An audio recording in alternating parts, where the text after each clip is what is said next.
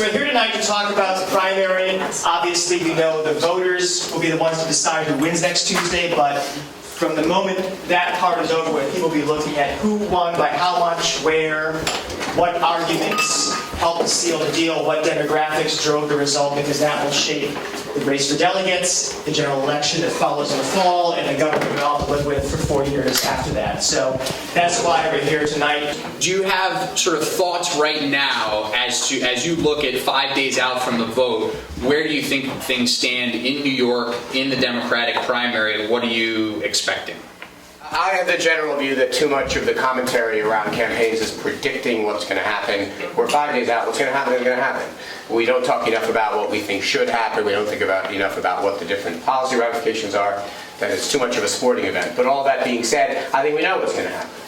It's going to be, 10 points by Hillary. They'll split the delegates and they'll go on. Trump will win the state and they'll quibble over whatever delegates there are underneath, and they'll move on to the next state. That's what's going to happen. Those are the results.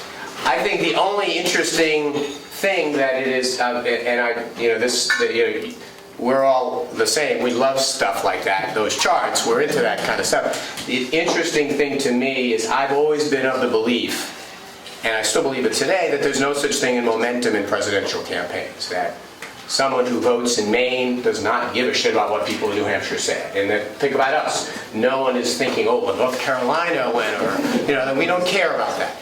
But this year, there does seem to be a weird counter-momentum thing going on in the Democratic side, in that we like both our candidates.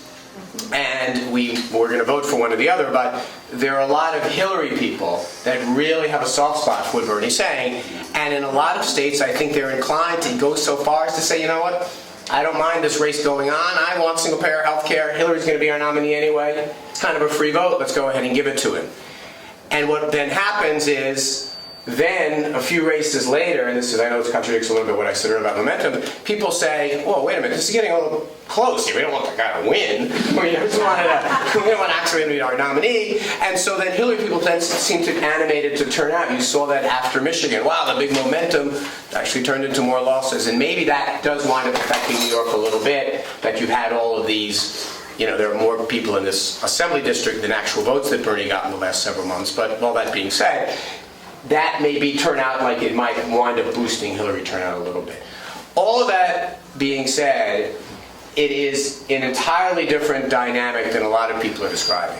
Notwithstanding the activists and the candidates quibbling a little bit, and maybe the staff of the two campaigns getting a little bit beefy, the overwhelming majority of real human beings in the Democratic Party are going to be fine no matter who the nominee is.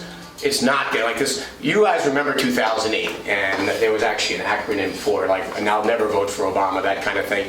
It doesn't really ever play out that way.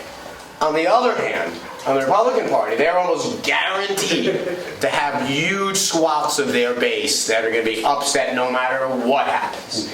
And that, combined with the fact that, and this will be the final point I'll make, if you take the 14 candidates the Republican had, and you take every combination and permutation, and my mother, the math teacher, can tell you what that number is, but I can't. But every combination of possible outcomes, the best possible one was Trump, Cruz, and then anyone at third just to make the thing messy.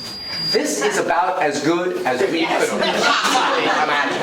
I'm serious. I can't think of anything better. There's no one who wouldn't have found that state's in play, or he's a blank slate that they can make into anything they want, or that guy's got a famous name.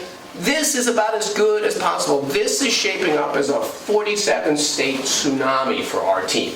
And the only concern I have is that Trump is peaking too soon. That's my only concern. And that it took the Republicans long enough to realize this, but that he is a candidate who's not going to get, he's going to lose Utah. And I don't say that to be extreme. He's polling below Hillary, or basically within the margin of error, in the second most conservative state in the entire country after Idaho.